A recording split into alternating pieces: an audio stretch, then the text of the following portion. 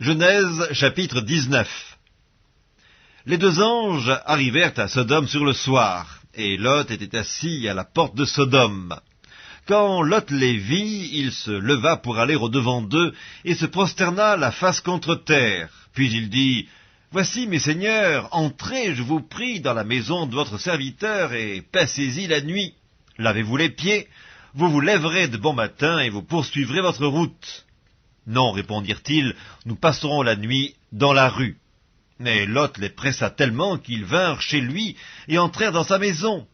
Il leur donna un festin et fit cuire des pains sans levain, et ils mangèrent. Ils n'étaient pas encore couchés que les gens de la ville, les gens de Sodome, entourèrent la maison depuis les enfants jusqu'aux vieillards. Toute la population était accourue.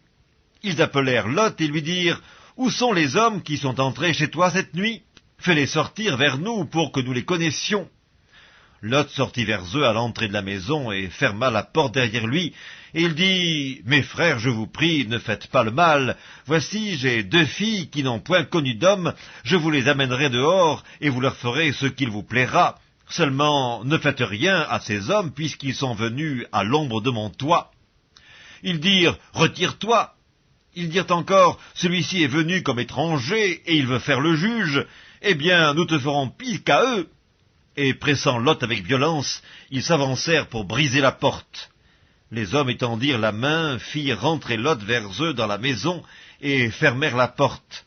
Et ils frappèrent d'aveuglement les gens qui étaient à l'entrée de la maison, depuis le plus petit jusqu'au plus grand, de sorte qu'ils se donnèrent une peine inutile pour trouver la porte.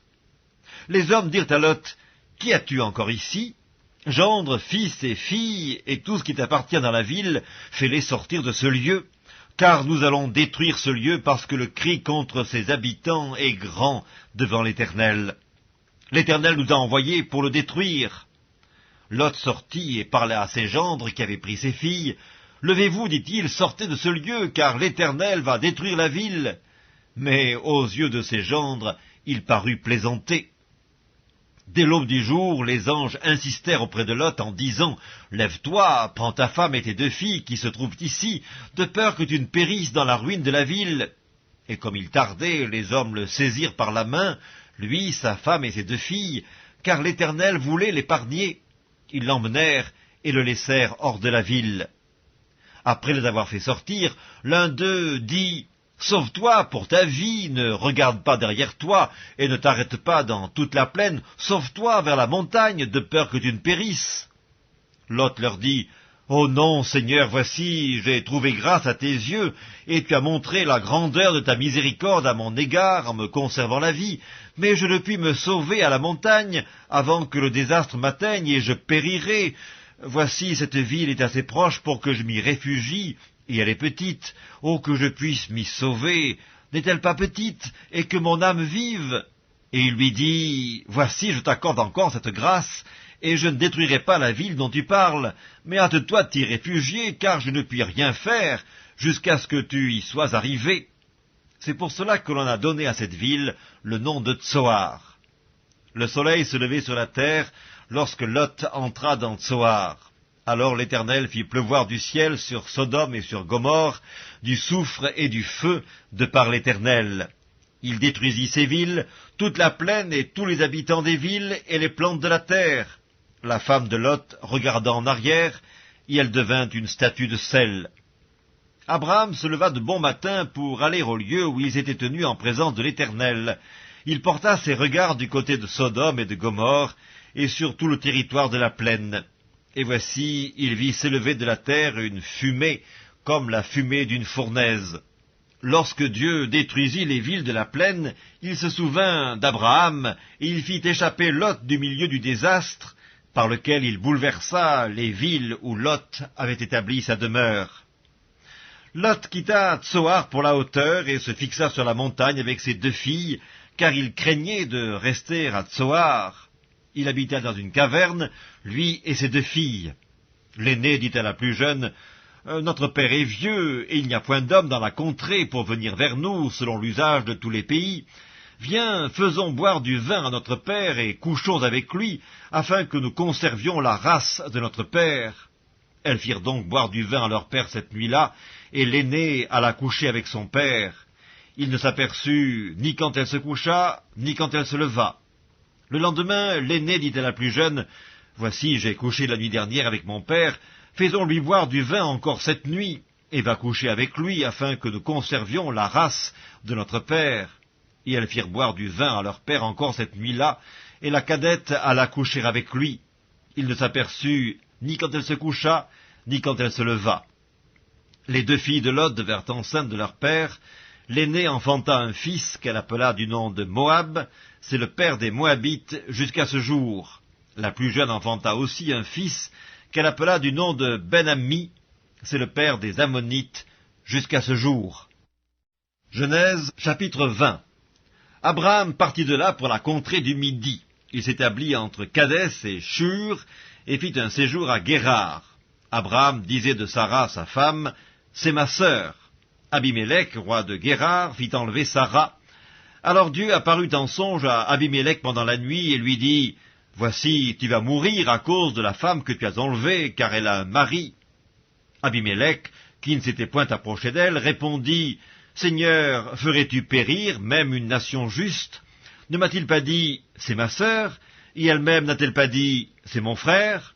J'ai agi avec un cœur pur et avec des mains innocentes. » Dieu lui dit en songe, « Je sais que tu as agi avec un cœur pur, aussi t'ai-je empêché de pécher contre moi. C'est pourquoi je n'ai pas permis que tu la touches. Maintenant, rends la femme de cet homme, car il est prophète, il priera pour toi et tu vivras. Mais si tu ne la rends pas, sache que tu mourras, toi et tout ce qui t'appartient. » Abimélec se leva de bon matin, il appela tous ses serviteurs, et leur rapporta toutes ces choses, et ces gens furent saisis d'une grande frayeur. Abimélec appela aussi Abraham, et il lui dit, « Qu'est-ce que tu nous as fait?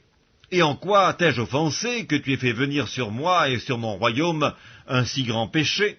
Tu as commis à mon égard des actes qui ne doivent pas se commettre. » Et Abimélec dit encore à Abraham, « Quelle intention avais-tu pour agir de la sorte? » Abraham répondit, « Je me disais qu'il n'y avait sans doute aucune crainte de Dieu dans ce pays, et que l'on me tuerait à cause de ma femme. De plus, il est vrai qu'elle est ma sœur, fille de mon père.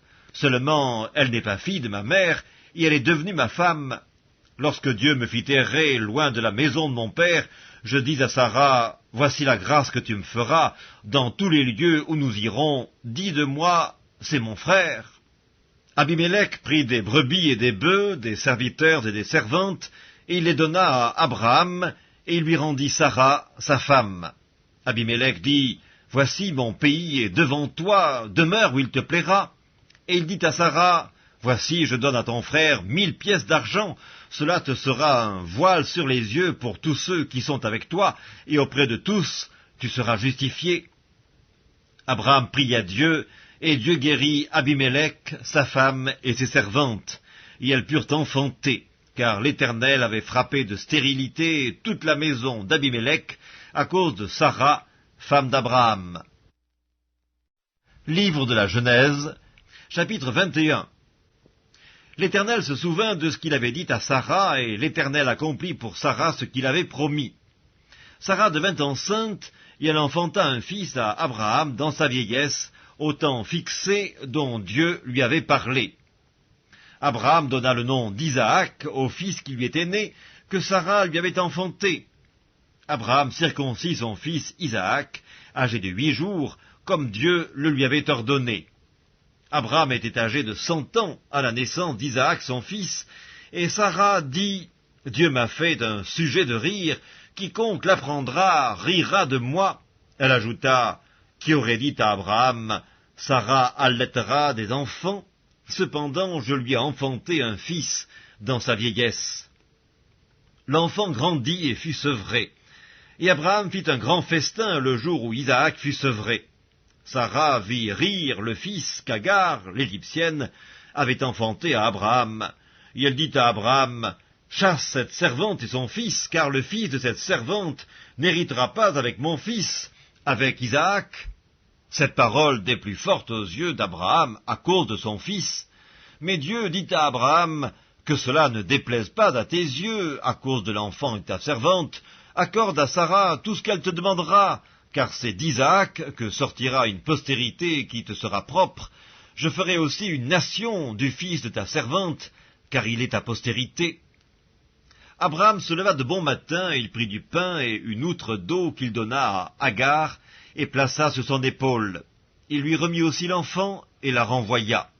Elle s'en alla et s'égara dans le désert de Beersheba. Quand l'eau de l'outre fut épuisée, elle laissa l'enfant sous un des arbrisseaux, et alla s'asseoir vis-à-vis à une portée d'arc, car elle disait « Que je ne vois pas mourir mon enfant ». Elle s'assit donc vis-à-vis de lui, éleva la voix et pleura.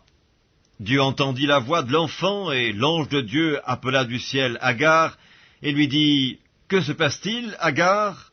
Ne crains point, car Dieu a entendu la voix de l'enfant dans le lieu où il est. Lève-toi, prends l'enfant, saisis-le de ta main, car je ferai de lui une grande nation. » Et Dieu lui ouvrit les yeux, et elle vit un puits d'eau. Elle alla remplir d'eau l'outre, et donna à boire à l'enfant. Dieu fut avec l'enfant, qui grandit, habita dans le désert, et devint tireur d'arc.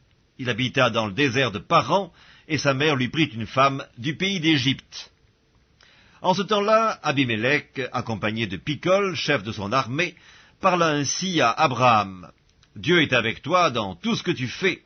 Jure-moi maintenant ici, par le nom de Dieu, que tu ne tromperas ni moi, ni mes enfants, ni mes petits-enfants, et que tu auras pour moi et le pays où tu séjournes la même bienveillance que j'ai eue pour toi. » Abraham dit, « Je le jurerai. » Mais Abraham fit des reproches à Abimélec au sujet d'un puits d'eau dont s'étaient emparés de force les serviteurs d'Abimélec.